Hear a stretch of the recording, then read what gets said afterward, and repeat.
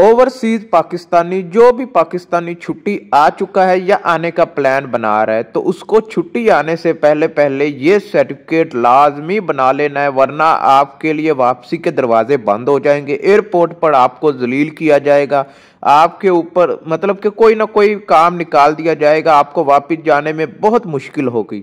इसलिए इस सर्टिफिकेट को लाजमी बना लीजिए। अगर आप नहीं भी जा रहे हैं या फिर आप अभी छुट्टी नहीं भी आ रहे तब भी बना लीजिए।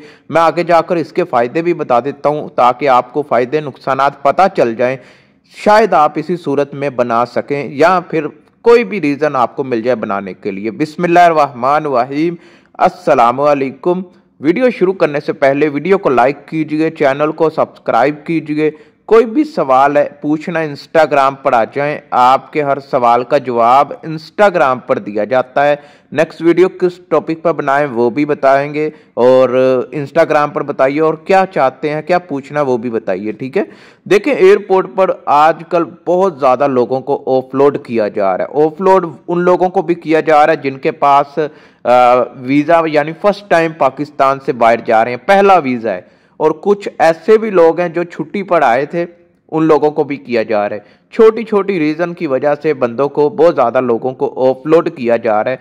आज ही न्यूज़ में आ रहा था, तकरीबन अब तक पाकिस्तान में जितने भी एयरपोर्ट हैं, लाहौर, कराची, इस्लामाबाद, बड़े बड़े एयरपोर्ट हैं, उन सारे मुसाफिरों को मिलाकर 8,000 पाकिस्तानियों को अब तक ऑफलोड कर दिया गया है किसी ना किसी रीज़न से। किसी का नाम पीसीएल लिस्ट में था, किसी का नाम मतलब ब्लॉक लिस्ट, सब जो भी लिस्टों में नाम आ रहा था उनको ट्रैवल बैन था, किसी भी रीज़न से उनको ऑफलोड कर दिया गया है। लेकिन आज की वीडियो में बनाने जा रहा हूँ जो ओवरसीज पाकिस्तानी पाकिस्तान में है या इस वक्त दुबई, सऊदीया, बहरीन, ओमान, यूरोप कंट्री, किसी भी कंट्री में वो अगर पाकिस्तान आने का सोच रहे हैं और वापस भी उन्होंने जाना है तो वो ज़रूर जाने से पहले ये सर्टिफिकेट की प्रिंट निकाल के अपने साथ ले जाएं, या पाकिस्तान में जाकर इसकी ट्रेनिंग इतनी मुश्किल नहीं है, तकरीबन 1 दिन में भी आप कंप्लीट कर सकते हैं।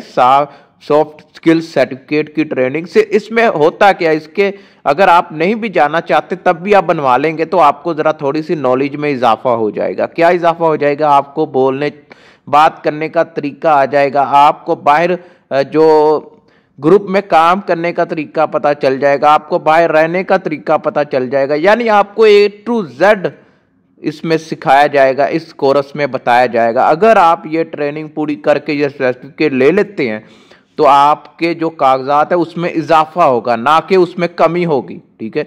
और सबसे इम्पोर्टेंट बात, ये बिल्कुल फ्री है, किसी किस्म की आपको पैसे किसी को देने की ज़रूरत नहीं है। मुझे मैसेज ये भी आ रहे हैं कि 15,000, 20,000, 30,000 में एजेंट बोल रहा है कि मैं बनवा कर देता हूँ।